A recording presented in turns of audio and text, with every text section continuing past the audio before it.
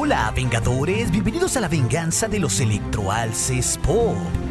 La venganza de los electroalces Pop. Thor, el dios del trueno, como miembro de los 6 Avengers, nos ha demostrado cómo es un héroe poderoso, convirtiéndolo actualmente en uno de los héroes más icónicos de Marvel. Es un personaje que ha estado en las páginas de los cómics desde los años 60 con una larga trayectoria desde que fue creado, y con el reciente crecimiento de su fama gracias a las películas del MCU donde le trajo parte del lado cósmico y mágico a todo este universo, no es de extrañar que algunas personas estén confundidas acerca del asgardiano Thor. Por eso en este video te traemos las 7 cosas que nadie entiende de Thor, y recuerda suscribirte al canal y darle click en la campanita para que no te pierdas nada de nuestro futuro contenido vengador. Thor, desde su primera aparición en Journey to the Mystery a principios de la década de 1960 y siendo una creación de Stan Lee y Jack Kirby, apareció en una cantidad inimaginable de cómics, protagonizando con todos los héroes desde los Cuatro Fantásticos hasta Silver Surfer. Pero lo cierto es que muchas de sus historias suelen volverse bastante complejas al combinar elementos de la mitología y aventuras espaciales. Sin embargo, cosas muy extrañas como el año en que Thor no estuvo en su propio cómic, hasta su hijo secreto del que ya no se habla, sin mencionar de la doble vida que ha tenido a lo largo de la mayor parte de la carrera de los cómics, son detalles que dentro del MCU están aún muy lejos de profundizarse. Por eso, para un personaje tan conocido, hay muchas cosas que permanecen relativamente desconocidas sobre Thor. Y en el lugar número 7 de las cosas que nadie entiende de Thor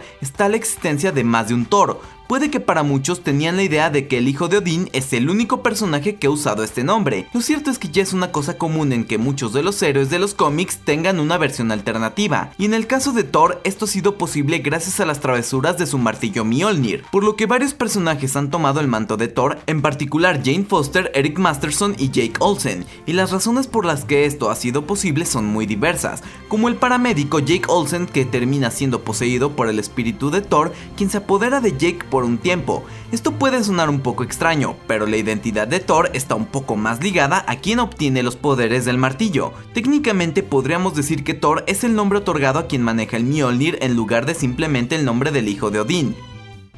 Y cuando Thor ya no maneja Mjolnir, en cambio se hace llamar Odinson, hijo de Odín en inglés, por lo que el nombre literalmente ya no le pertenece. Pero esto es una característica que nos ha confundido a bastantes fans. No parece probable que sea algo que se traslade a la pantalla en el MCU, ¿o tal vez sí? Para el número 6 está la verdad sobre el debut de los cómics. Con frecuencia se suele mencionar que el debut del dios del trueno fue en Journey to the Mystery 83 en 1962. Si bien esto ciertamente marca su primera aparición adecuada en la edad de plata de los cómics, vale la pena señalar que su primera aparición real fue en Venus número 11, antes de su debut 12 años después. Esto se debe a que Stan Lee y el dibujante Warner Roth trabajaron con el personaje antes en la historia Más allá de la tercera dimensión. Aquí la heroína era la diosa Venus, quien se enfrentaba al siniestro Dr. Bufanov, y este villano termina por atrapar a Venus en su mente y obviamente atacarla con todo tipo de criaturas. El antagonista termina por explotar y de esta manera los monstruos son liberados. Venus regresa al Olimpo mientras es seguida por esos monstruos, pero sus amigos dioses luchan con la horda.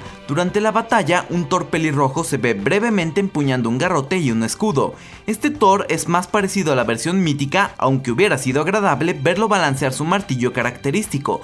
Nos damos cuenta cómo trabajaron mucho más con el personaje y terminó siendo el dibujo de Jack Kirby el que veríamos más adelante en su debut. En el lugar número 5, justamente hablando del origen de Thor, este también ha sido mal interpretado. Ahora con la última película de Thor nos explicaron un poco el concepto del Ragnarok, de cómo se trata de un concepto cíclico que vimos en la pantalla al final de Asgard, pero era un final innecesario para dar comienzo a un nuevo inicio. Nacimiento, destrucción, renacimiento. Este ciclo es algo que ha estado sucediendo antes del comienzo del universo y por ello Thor, Odín y el resto de los asgardianos han tenido múltiples historias de origen. El Thor con el que estamos familiarizados nació en una cueva en Noruega, pero nos hablaron de un antiguo dios del trueno, de un Ragnarok anterior en Thor 292. Este secreto es revelado por un globo ocular gigante, y a pesar de estar luchando, Thor pronto tiene preguntas y termina por conocer que esas visiones son de un pasado de Asgard completamente diferente. Esta versión de Thor de Asgard se parece a su debut en Venus, posiblemente incluso sea una explicación canónica de las diferencias en la apariencia, y un pequeño easter egg del trabajo previo con el personaje. En este Ragnarok en particular, Odín fue masticado por Fenris el Lobo, donde Loki y Heimdall se mataron en un enfrentamiento climático en el puente de Bifrost, y Thor luchó contra la serpiente Midgard derrotándola. solo para sucumbir al veneno de la serpiente poco después. De verdad que no era broma que las historias de Thor suelen volverse bastante complicadas. En el número 4 tenemos cómo Thor dejó de existir en el universo canónico de Marvel. Esta es sin duda una de las cosas más extrañas que le ha pasado al personaje, cuando no tuvimos a Thor por todo un año. Como parte de la historia de Heroes Reborn, en 1996 y 1997, Thor, así como varios de otros superhéroes, fueron colocados en una dimensión por Reed Richards, donde esencialmente dejaron de existir en sus cómics convencionales durante todo un año completo. No solo eso, el mismo cómic de Thor presentó cambios. Como ya no podría ser llamado Thor, regresó a su clásico nombre en Journey to the Mystery y continuó con la notable ausencia del famoso personaje que hubiéramos pensado que era necesario para continuar con la serie. Pero después del año todo regresó a la normalidad. No podemos dejar de decir lo extraño que fue este momento, y definitivamente este movimiento debió de servir como un experimento muy interesante que realizó Marvel, aunque al pensar en retrospectiva y preguntarse si este arriesgado movimiento valió la pena, es quizás cuestionable. Ahora con la popularidad que le ha dado el MCU al personaje, es poco probable que volvamos a ver algo así, y para el dato número 3 están sus poderes. Quizá por cómo se ha retratado al personaje, sobre todo en sus películas, sus poderes parecen bastante simples. Podríamos decir que son parecidos a los de Superman, pero justificando que están ahí porque se trata de un dios de trueno y lanzando rayos en lugar de láseres por los ojos. Pero a lo largo de los años ha tenido muchas más habilidades. Recordemos que se trata de un asgardiano y que esta raza es muy poderosa. Como asgardiano, Thor es básicamente inmortal, además de tener una buena dosis de superfuerza y resistencia, lo que definitivamente no perjudica sus posibilidades de ser un superhéroe. Y no solo eso, sabemos que Thor es un asgardiano fuera de lo común, mucho más poderoso que el promedio. Tiene la capacidad de volar, cosa que no depende de su martillo, ya que lo hemos visto como en algunas de sus historias puede hacerlo sin problemas. También una de las habilidades menos vistas de Thor es que es capaz de manipular la energía en sí misma con poderes comparables a Silver Surfer, quien obtuvo su poder del devorador de mundos. Además de todo esto, Thor también tiene la capacidad de soplar tan fuerte como un huracán, y si esto no pareciera suficiente, también tiene el poder de borrar la mente, lo que usó para borrar los recuerdos de Jane Foster de su secuestro a manos de Loki en Journey to the Mystery número 115. En el número 2 tenemos los verdaderos poderes que acompañan a levantar el martillo Mjolnir. Se nos ha dicho que quien sea digno de levantar este martillo se le otorgarán los poderes de Thor, pero es un poco más confuso que eso, porque este martillo le sirve más bien a Thor como una especie de conductor, que le permite enfocar sus propias habilidades, que ya hablamos que son muchas, y así aumentarlas más allá de un alcance normal. Y claro, como Mjolnir es mágico, aparentemente sus propiedades increíbles no tienen fin. Uno de estos grandes poderes es el God Blast, un ataque de energía devastador que es suficientemente poderoso como para poder enfrentar al devorador de mundos Galactus. También tiene una capacidad de transformarse a sí mismo y a su portador en un disfraz de civil. En los cómics es muy común que viéramos esta transformación del martillo en un viejo bastón de madera y a Thor en Donald Blake, seudónimo que usó Thor en el MCU cuando llegó a la Tierra. Al usarlo, Thor también puede crear barreras de energía impenetrables y campos de fuerza.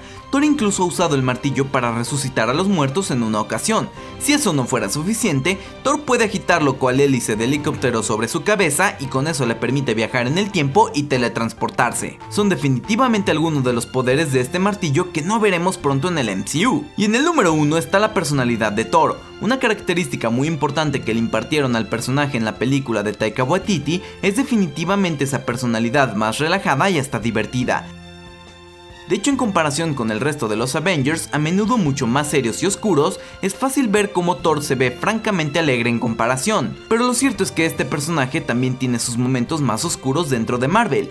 En realidad, todo esto, bien que constantemente debe de demostrar cómo es digno de su martillo y sus poderes, y la manera tan ruda que tienden a ser los asgardianos, sin olvidar la brutal manera que suelen morir muchos de los personajes, hacen que el Thor de los cómics se tome las cosas mucho más en serio, y no solo eso, también es muy inteligente. Una de las razones por las que Thor tiene tanto éxito en la batalla es que es un maestro táctico, capaz de identificar estrategias y debilidades de sus enemigos y explotarlas, ganando victorias sobre circunstancias que parecían poco probables. Thor también ha aprendido mucho sobre la tecnología avanzada de la Tierra al ver trabajar a Tony Stark. Si bien no está cerca de los niveles de Stark o Banner, no se queda atrás cuando se trata de aprender. Y estas fueron las 7 cosas que nadie entiende de Thor, el dios del trueno. De igual manera, si te interesa conocer las 7 cosas que nadie entiende de Hulk, te lo dejaremos aquí en las pantallas finales junto con otros videos que seguramente te van a encantar.